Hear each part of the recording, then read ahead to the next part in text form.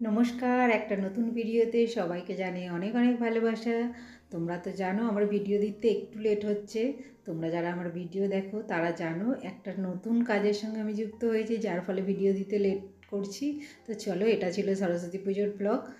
তো সকাল সকাল উঠে আমি দেখো একেবারে লাল শাড়ি পরে নিয়েছি, কাজ বাজ সেরে স্নান করে নিয়ে মাথায় দেখতে পাচ্ছ গামছা জড়ানো আছে। তো দেখো এই লাল শাড়িটা পরেছিলাম। এটা তোমরা তো জানো যে আমি শাড়ি বিজনেস করি, সেই আমার বিজনেস থেকেই এই লাল শাড়িটা নিয়েছিলাম। তো শাড়িটা পরে নিয়েছি, এবারে সিঁদুর আরে পরে আমি চলে যাব আমাদের এখানে মণ্ডপে। আমাদের পাশেই আমরা সবাই মিলে সরস্বতী ঠাকুর তুলেছি। তো চলো সেখানে গিয়ে দেখা হচ্ছে।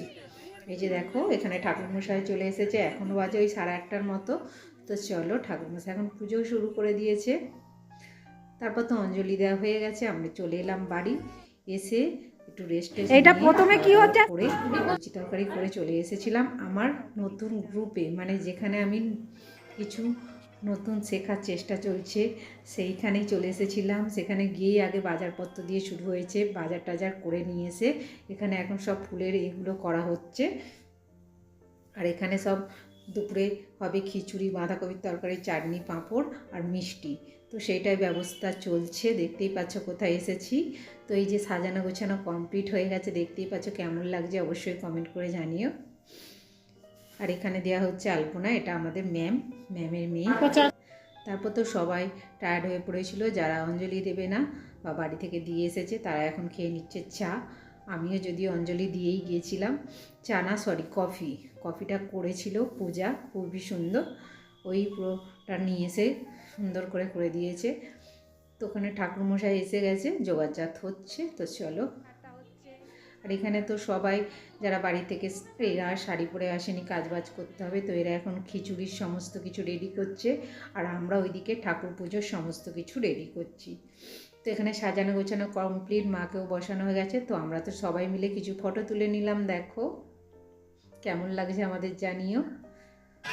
তারপর তো সবাই মিলে এখন নাচ গান হচ্ছে, দেখো আমরা সবাই আছি আর নাচ গান হবে না তাও কি হয়। তো কপিরাইটের জন্য একটু স্কিপ করে দিয়েছি। দেখো নাচ গান শুরু হয়ে গেছে, কোনো কিছুই বাদ যাবে না।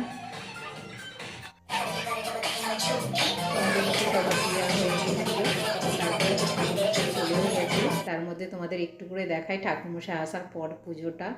তখন আর ভিডিও মানে শেয়ার করা হয়নি। এইভাবে আমরা সবাই মিলে করে তারপর চা কফি খেয়ে তারপরে খিচুড়ি রান্না হয়েছিল, সবাই মিলে ভোগ প্রসাদি খেয়ে দেখো নাচ গান আড্ডা মজায় পুরো দিনটা খুব ভালো কাটলো। তারপর তো যে যার বাড়ি চলে এলাম খাওয়া দাওয়া করে।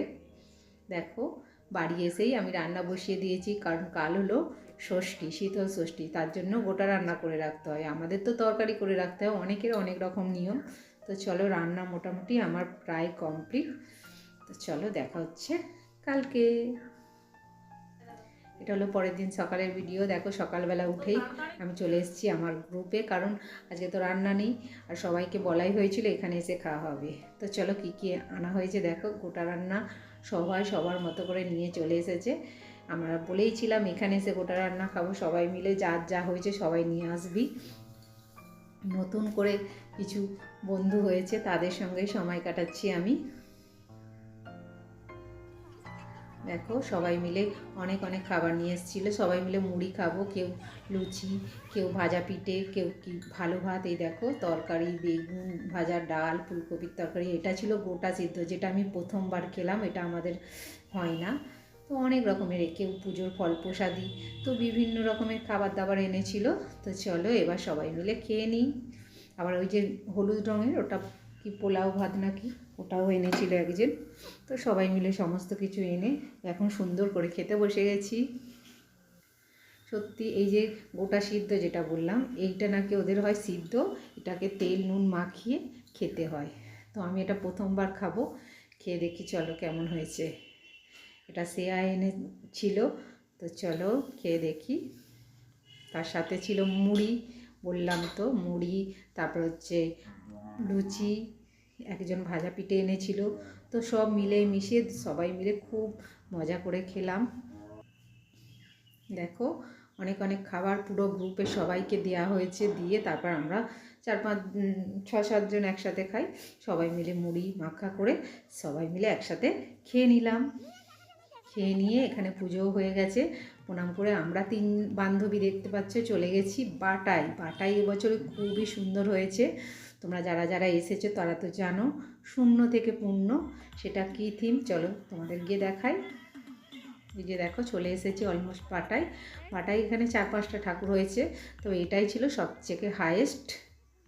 দেখো অপূর্ব সুন্দর, অপূর্ব সুন্দর, দেখো খুবই সুন্দর হয়েছিল। আর মেন আকর্ষণ ছিল, সেখানে তোমাদের নিয়ে যাব, প্রত্যেকটাই ছিল সুন্দর, মেনটাই এখনও তোমাদের নিয়ে যায়নি। তো চলো, খুবই সুন্দর হয়েছে, তোমাদের কেমন লাগছে অবশ্যই কমেন্ট করে জানিও বন্ধুরা। কিন্তু তো অনেকটাই ভিড় হয়েছিল, তাই ভিড় ঠেলে ঠেলে অবশেষে শূন্য থেকে পূর্ণতে আসতে পেরেছি। শূন্য থেকে পূর্ণ মানে হচ্ছে সেই তৃষ্ণার্ত কাক, মানে ট্রাস্টি ক্রো, সেই থিমটাকেই দিয়েছে, কিভাবে পাথর দিয়ে দিয়ে অল্প জলকে ওপরে তোলে সেই থিমটাই করেছে। চলো, এই হলো প্রতিমাটাও হয়েছিল খুবই সুন্দর। রাতে আলোয় নাকি গোলাপটা ঘুরবে, খুবই সুন্দর লাগবে, কিন্তু আমরা তো দেখতে পারিনি, তোমাদেরও দেখাতে পারলাম না। ওই যে ওইদিকে প্রত্যেকটা এতে আলো জ্বলবে, পুরো প্যান্ডেলটা তোমাদের সঙ্গে দেখালাম। অপূর্ব সুন্দর, অপূর্ব সুন্দর, খুবই সুন্দর লেগেছে। তোমাদের কেমন লাগছে কিন্তু অবশ্যই কমেন্ট করে জানিও। দেখো এই যে সেই ট্রাস্টিক ক্রোটা একদম ঘোড়ার কলসির ওপরে রয়েছে, সেই পাথর মুখে নিয়ে।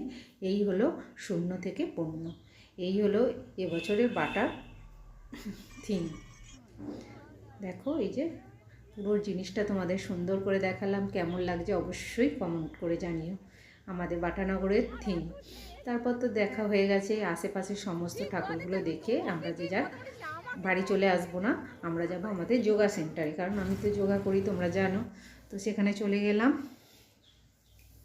গিয়ে সবাই মিলে যোগা টোগা করে যে যার বাড়ি চলে গেলাম। এটা হলো রাতের ভিডিও।